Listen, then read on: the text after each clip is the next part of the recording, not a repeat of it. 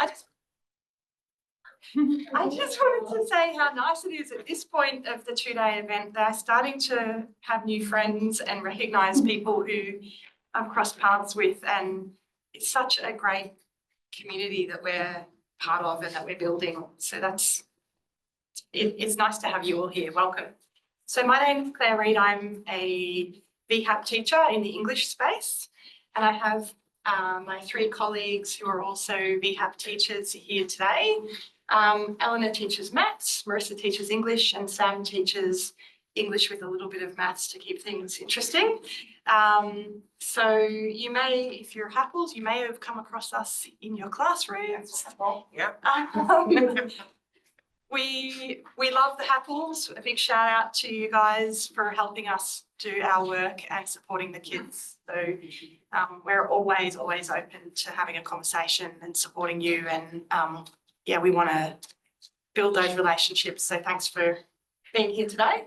I'm going to throw across to each of the speakers to just quickly introduce themselves so you can learn a little bit about them before we get started. Eleanor. Well, I teach maths 5 and 6 and year 7 and 8, and I'm constantly amazed by the calibre of the students that come through.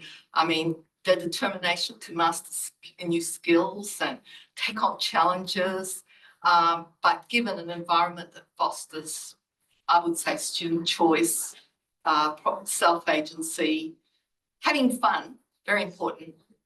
If you don't have fun, it's not much fun, and inclusivity.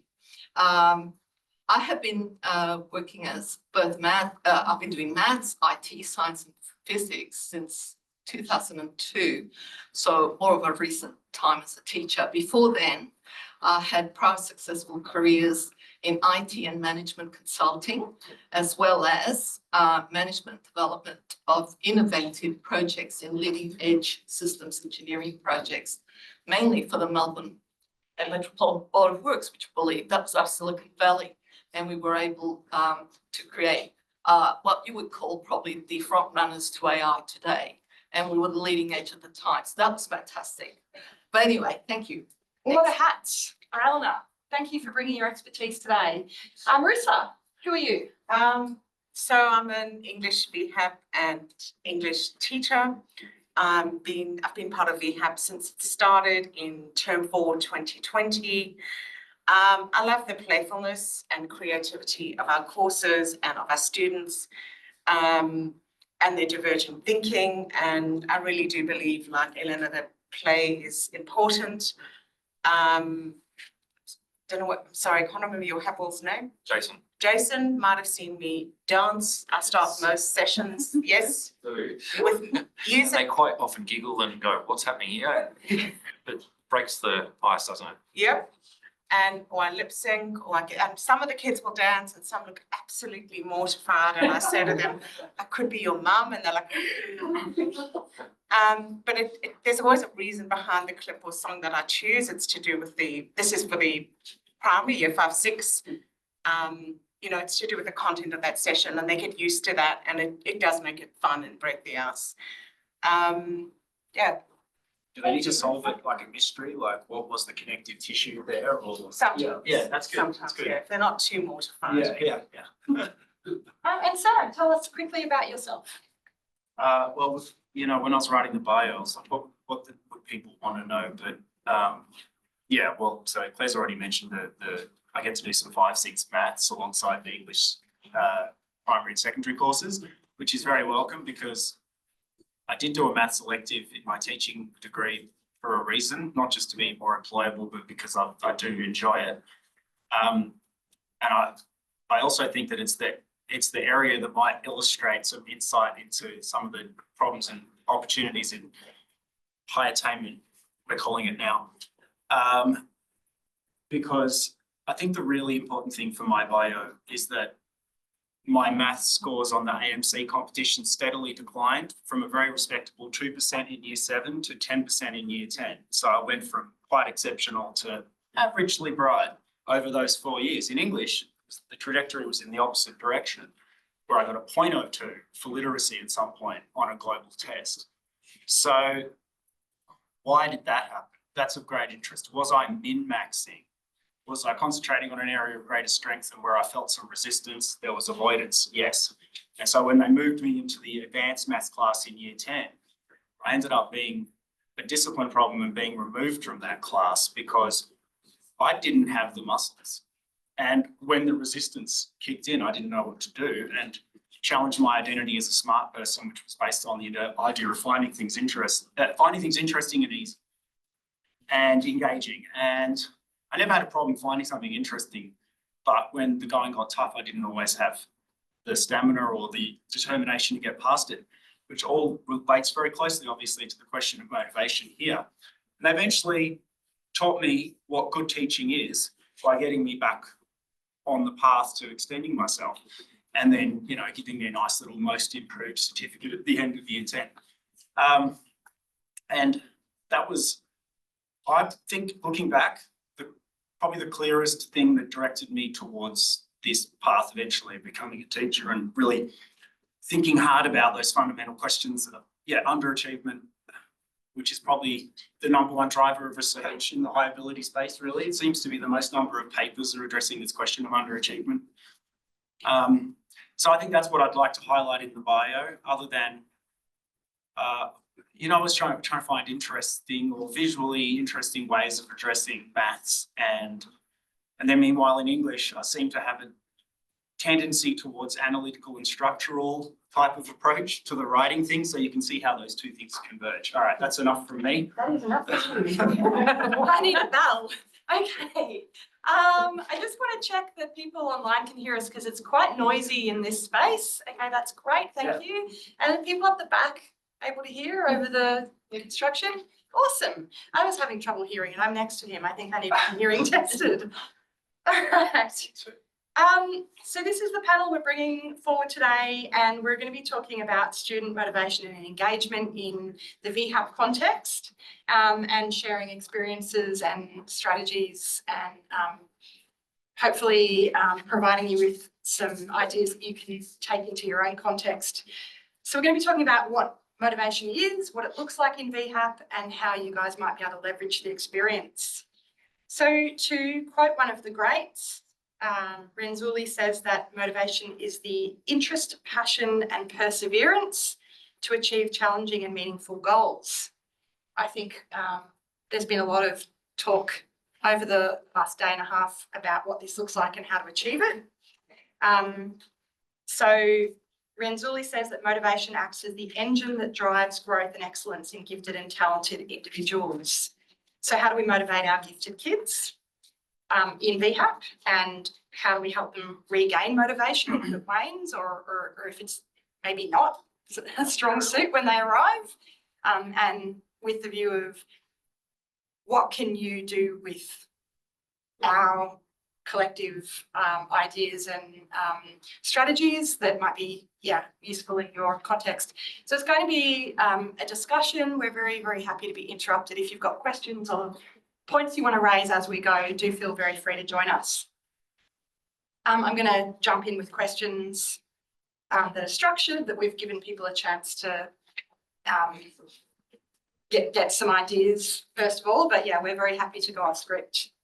So we're going to start with Marissa, and how the structure of VHAP affects student motivation and engagement, because we are different.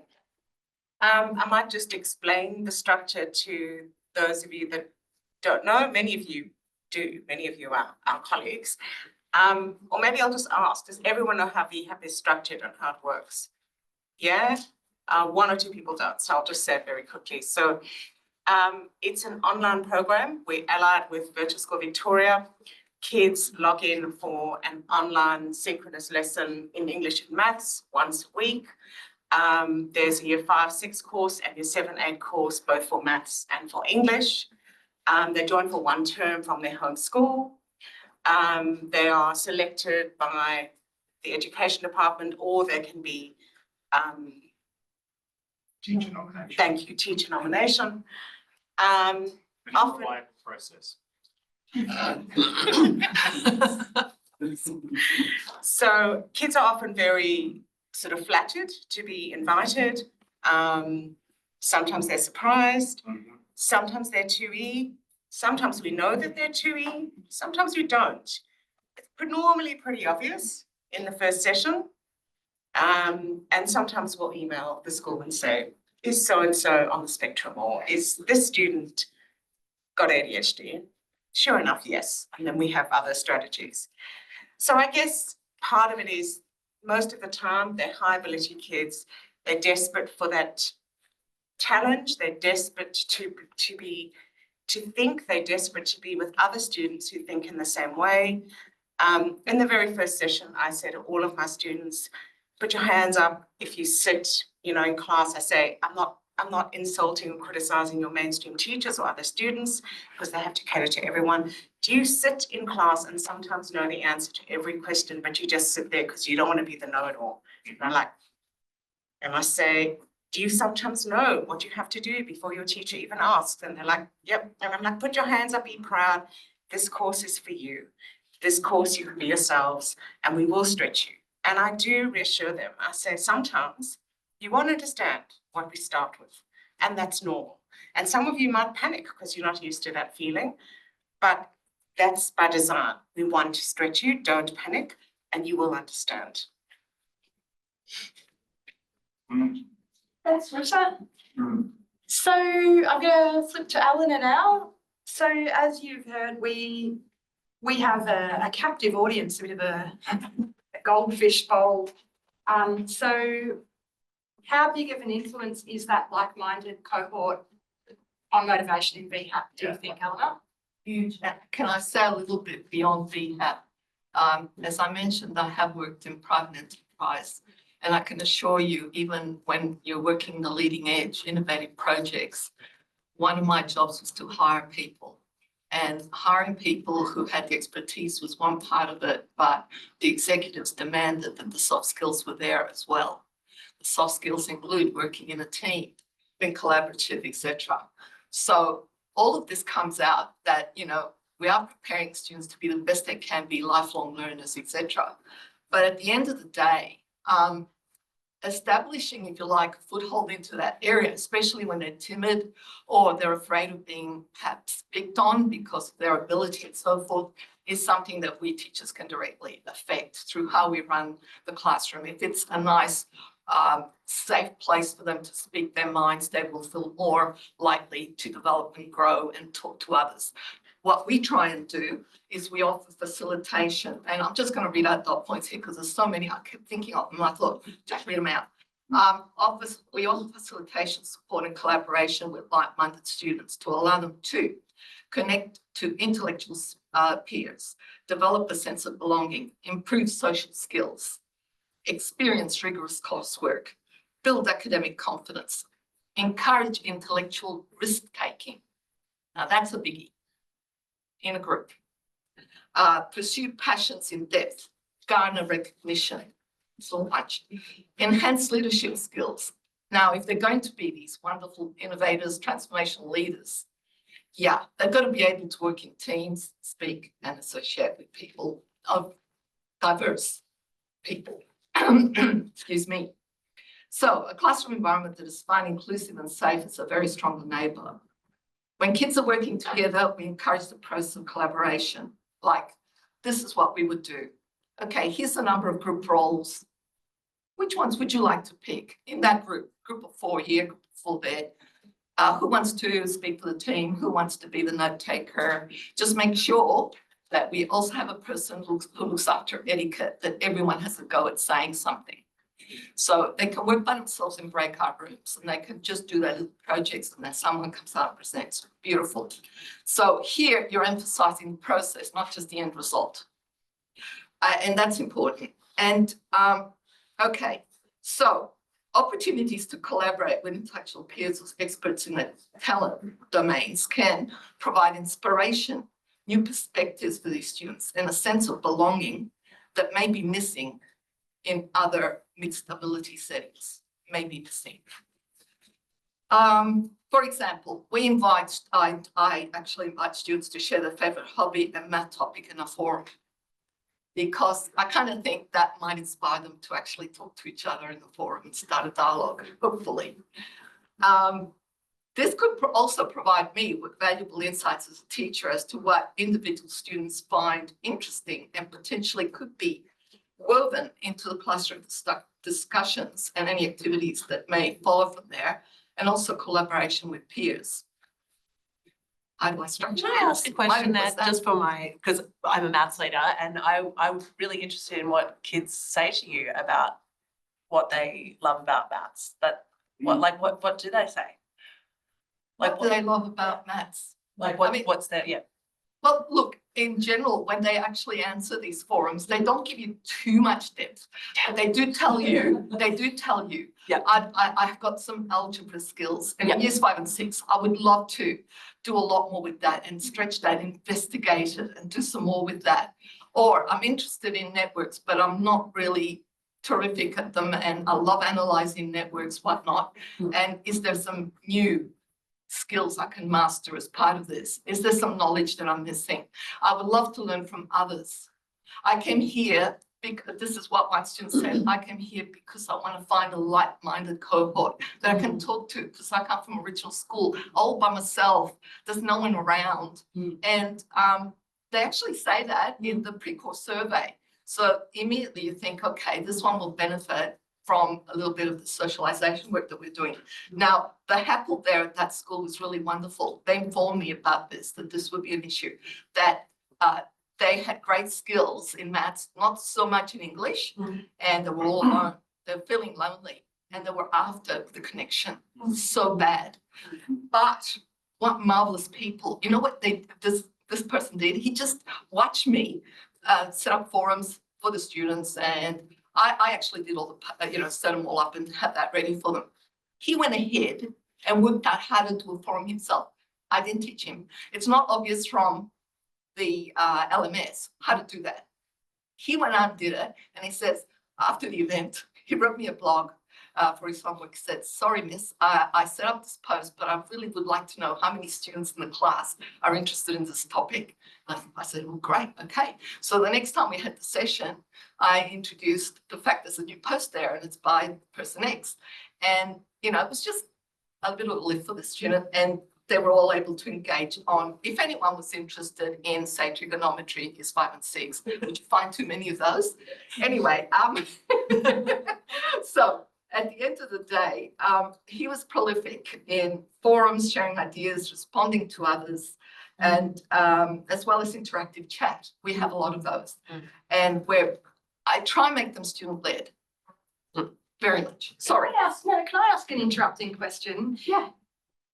Is competition a positive or a negative in terms of motivation? When you get these like big fish in, and they're used to being this tiny genius, and suddenly everyone's a tiny genius, does that make for more engagement and more high levels of motivation to shine, or does it make kids kind of quietly retreat? I'm in the wrong room. A good question, but you know what I try and do? I try to turn the competition to an opportunity for all players in a game, for example, to win. What we do is we have got these things called unfair games in there, for example, and the role is, I'm not going to, well, you have two players competing against each other, but what are they competing for? They're not competing. The aim of the exercise is for you both to play this game and find a strategy for winning. It is a collaborative effort to discover the secret behind the game that makes it rigged. And therefore, it doesn't matter if you go first or second in the game. Usually one or the other will always win if they play the game correctly.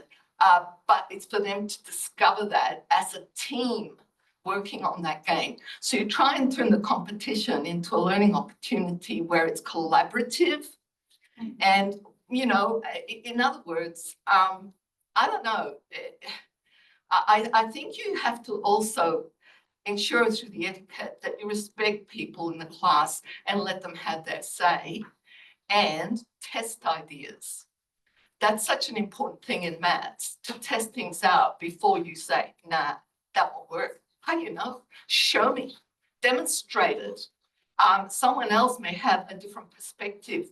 They may have even a more efficient way to do it. Let's listen in because we can learn from them. That's a benefit.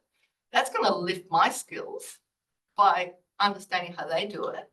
So on the one hand, you may have a student who can write beautiful prose and describe how they found the secret to traversable networks in language. Another hand, you may have a student who does it visually, connecting those two, learning from each other, because they have to learn to communicate to different people. Some people are more visually oriented. Some people love words and they thrive on beautiful descriptions and words. Other people are kinesthetic in their approach. So involving all those different ways of learning is important. Lovely summary from Dion. Dion's another one of our VHAP maths teachers, for those of you who don't know him. Hello, Dion. He says they tell us that they love the challenge, solving problems, going deeper, learning different, elegant, efficient strategies. Nice. Kathy. I've often taken with kids like this who, and you were asking the question about, what it is they love about maths, and it's making those links that go outside. And I think it crosses over English a little bit, but that idea of just something that makes them go, oh, wow, wow. And that sense of wonder that, for example, if you're seeing patterns and these patterns are all pervasive in nature or in number systems or something like that, it's that wow factor. So I'm just wondering how much that is at the core of the kids being able to get into and engage and motivating them to go deeper in VHAP. Does anyone have a comment on that? I'm going to throw to Sam, whose question that he prepared for is actually in that realm. So how does the field of pedagogy, as you would have seen today and maybe over other sessions run by VHAP, we're really, really fortunate. We have the capacity to work with a targeted group of curriculum. And that's really exciting for kids. So we start with a high level of motivation, I think. And there are certain things that are built into the way that VHAP works that motivate kids. So Sam's going to talk briefly about the pedagogy and the way that VHAP is set up and how that elicits motivation. Yeah, I will, but first, Kathy, that question has troubled me actually, that I don't know if there's enough awe and wonder in there, honestly. I don't think there's enough Sherrington kapow. So I think there needs to be much more of that built in anyway. I'm not saying those moments don't come up, but let's get in harm's way a little more actively. And certainly I think, I've stumbled into areas of, I've seen moments, in both extremes where students are awed by something that a peer has done. So that's probably the clearest example. And of course, sometimes this goes to the question of motivation and the little geniuses. I felt like that who suddenly maybe just averagely bright in this context, or maybe even just the mean, or I might even be possibly it might below the mean here because someone's just come out with an absolute heater of an explanation for the problem, just a beautiful methodology and well communicated, or over in English from the same prompt. We might see different levels of sophistication and it's very apparent to everybody there. And I've seen this 100 times. Oh, so-and-so's is way better than mine. I think I've not done this right. And I'm like, well, you've started somewhere. Where do you want to take it now? There is no, in math science, make all the mistakes as quickly as possible. So like you've made look good. You feel like this is an error. Okay, we are already closer. So let's restore your motivation a little bit there. But yeah, sometimes they can be overawed by what others are capable of. And I think probably for me, the number one threat to motivation in general, and certainly based on personal experience as well as what I've seen in classes, is that a lot of learners experience a major gap between what they know they could do one day and where they are now. And I don't mean their potential in some sort of like what the parents think or their educators, but literally their own kind of instinct that like, oh man, I could be really good at that one day. But right now, I don't even know where to start. And they may, in cases, like actually lack the musculature in there. Do they have the physical skills to take on a particular artistic pursuit? Do they have the software skills to really tackle something systematically? Do they even know? Have they done the inventory? Have they identified any priorities? Ask a student in maths, what areas of maths do you find most interesting? Hand draw a blank. Never thought about it. Am I a geo person? Am I a numbers person? What are my leanings here? Do I not have any? And that should strike them as odd, I think. It's like, okay, aren't you drawn to something? What are you drawn to? So I'm always constantly trying to get an answer to that question, in whether it's in the numeracy or the literacy side of things.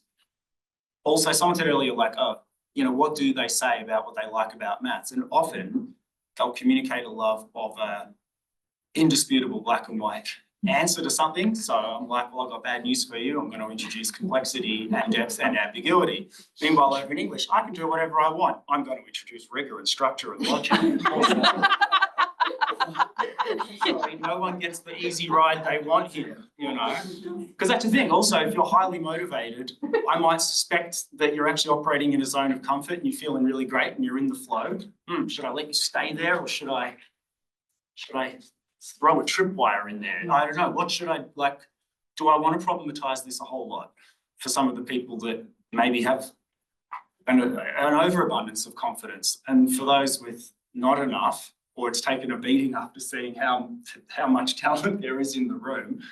I'm like, you don't know yet what you're capable of. You don't know yet what you're going to do in the next 8 to 10 weeks. The first one now will later be last. The times they are changing. It's all in play. Who should get the highest mark? The kid who was already ace at sport and just basically stayed where they were in that PE class for that semester, or little old me in year 7, I hate this, you can't make me do it. And that PE teacher was like, why? Because you're not the best at it. He just absolutely called me out in 2 seconds flat. He's like, in English, you're used to just dominating and running the table. In maths, you can keep up with the best. You're not the best, I'm sure, but good enough. So this is your turn to not be the best. How do they feel in English and maths? And how you're going to respond to this is going to speak to your character. And more importantly, my professional pride is on the line here. I'm not going to let you languish in this class. You can forget it.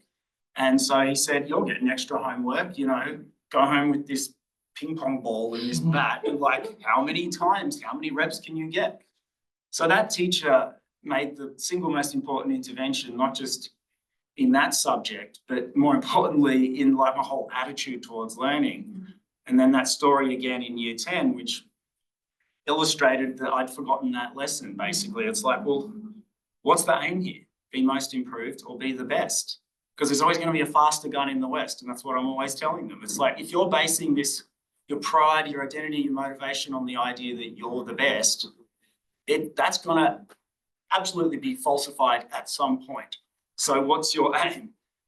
And just, if you want to take a clue from me, I'm your teacher, and the thing that will give me the most pride is the greatest possible progression in your ability in the time we're together.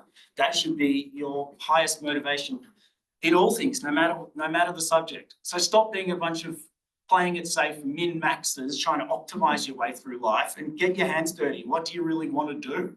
What's actually interesting to you? Gaining selective entry to a selective school? Or is that what you're under the most pressure to do? Meanwhile, in this moment, here and now, let's live life. Let's have a life-affirming education, John Dewey, etc. Stop being min-max game players looking for the optimum path through a predetermined set of conditions in a marketized society and education system. And that's all depressing, but never mind. Right now, we can have a life-affirming experience here and now, but like it's going to have to be based on awe and wonder and discovery. But for me, the single most motivational thing, the greatest threat is the gap. But the most motivational thing is proximity. Like, I can reach the fruit. There's this new territory and I want to step into it. So often all you have to do is go, here's a new territory, would you like to step into it? Yeah. I'm going to Yeah. drill that down to Tom Sherrington's high expectations. I think that, yeah, we set high expectations and they have. And also, Yeah, we're sure. we're facilitators and coaches. We Yeah. don't give answers. What I do is I Actually, I do put in sometimes. provocations. Provocations and questions about the next point of, how to build your skills from where you are now. Like, you understand this part of the problem. Have you tried A, B, and C? Come back to me in your blog and tell me what you find if you do that. For example, this brilliant student, we were facilitating bases in maths, and we covered a few, if you like, pattern findings together as a class using integer bases. Well, this student said, I'm going to try something different. I'm going to do fractional bases. Now, this is getting into university level, years 5 and 6 doing this. Okay, I'm looking at this and I'm saying, gee, they've done fantastic work. They've been able to convert from base 10 to base a half. Oh, except for these last little ones. What will I do there as a teacher? Okay, so instead of saying, there's no way you can convert 1,500 into base a half, it doesn't work, because 1,500 base 10 cannot be done. See, when you're talking with fractional bases, you can't do certain numbers in base 10. I wanted the student to discover that for themselves. So I said to them, listen, work backwards from your answer, see if those answers are indeed correct, because they gave me some actual answers. They were wrong, by the way. And so I said, work back and see if you can get that base 10 number from the base half. And if you can't, what do you think is going on? Why? Okay, so that's the sort of feedback we give. And by the way, there's no assessments. Some people are scared. They come into your class and say, are we going to be tested in this?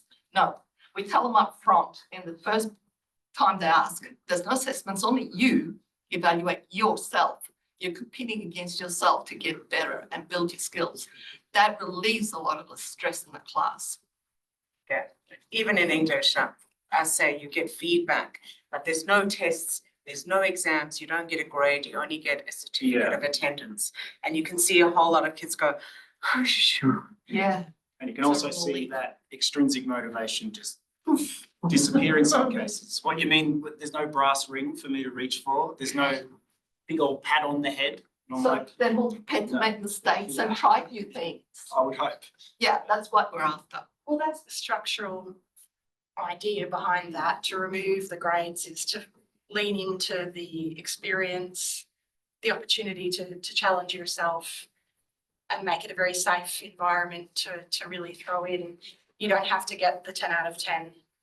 You have to give 10 out of 10. So we've got about 10 minutes left to hear what you'd like to hear about, or if we can advise you about raising motivation in your context. And if there aren't any questions, we can keep talking, but I figure we'll throw over to the audience at this point, including the online audience. If there are any questions or topics that you'd like us to cover. Yes. I know VHAP program have been running for a while in Victoria. You know how technology changed and you guys still doing it online. Is any updated? Because like my class, some kid going out for VHAP, beginning of the year, they were excited because they are smart and they special, they're going out. But then when it's getting to the end of semester, it's optional. They tend not to go anymore. How you motivate and engage them? So we run for a term. So I'm not sure what would be happening in the second part of the semester. Some schools I think are doing great things where they're building on what we've done maybe in that second term. So each of the programs runs for just the one term. We are currently updating the Be courses. different math and English, like they swap. Could be well, like one topic. Oh, they might do one yeah. to maths and then one to English. Yeah, okay. So we are currently updating the courses. Our hands are quite tied with the technology because we're based from VSB. We use their platforms.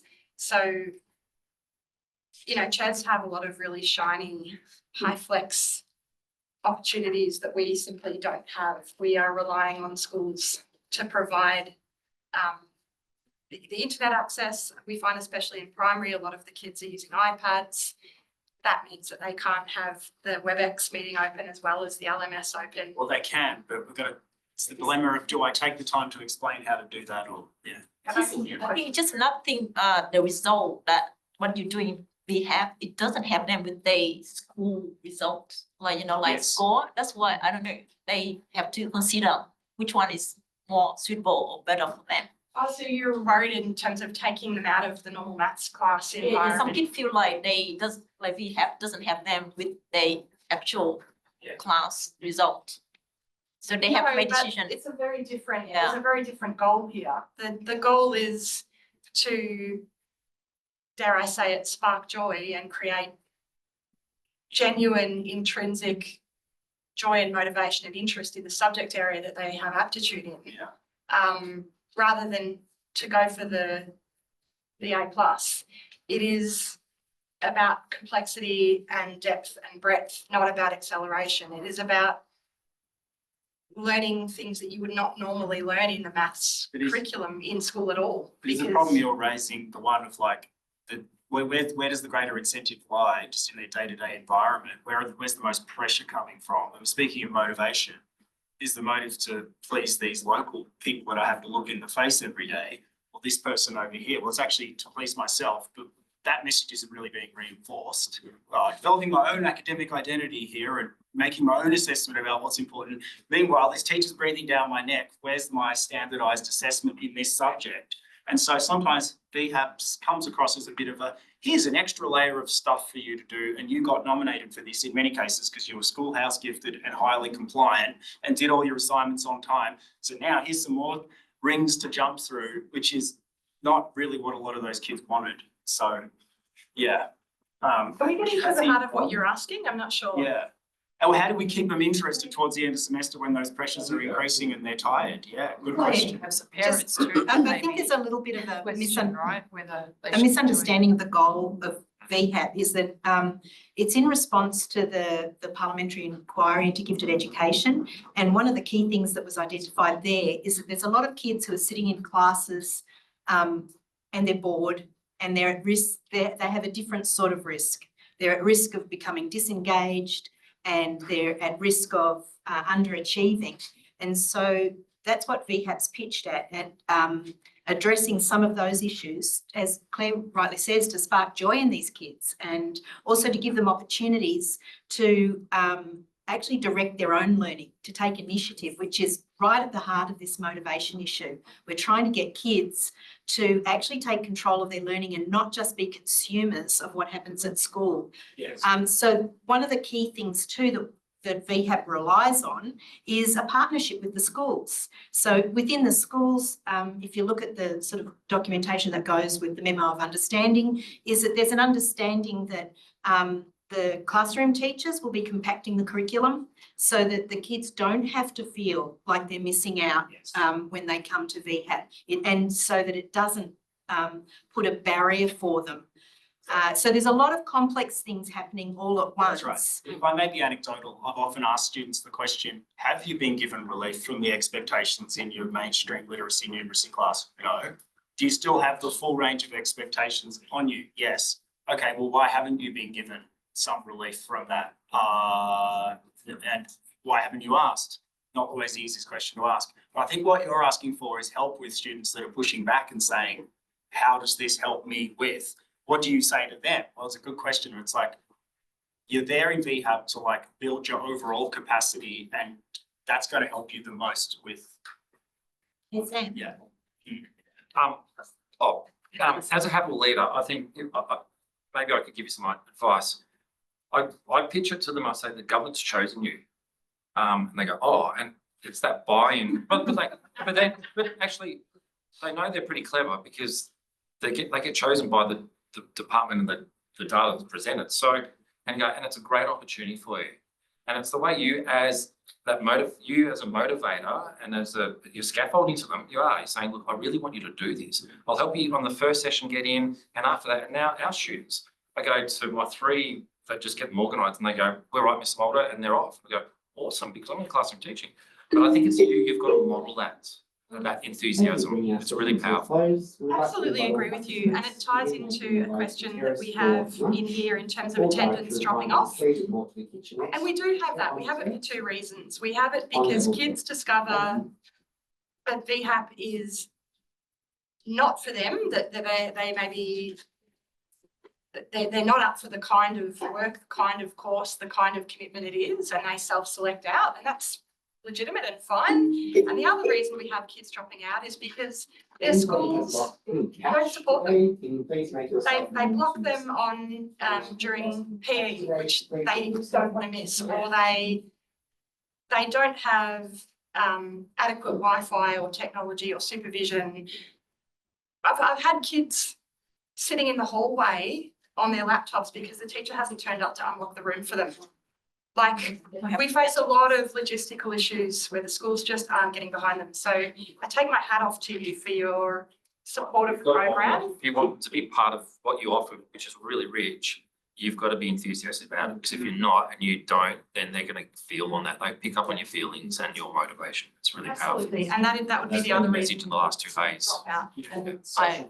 Yeah, exactly. Right. And on that too, is that dedicated space where it is special and it's not just a hallway. And provide headphones for them so they can have success. Yes. Yeah. Headphones, please. Talking about that, that'd be very simple. I know we're over time. Ron's had her hand up forever. I know my arms now sore. If we bring it back to motivation, which is the focus of this, one of the ways you at the school can motivate your kid to embrace the space of VHAP and relax into the challenges that Kathy was talking about and the intent of the inquiry is to actually say, you're exactly what you're saying, you're doing this is fantastic. Now, what can we take from you?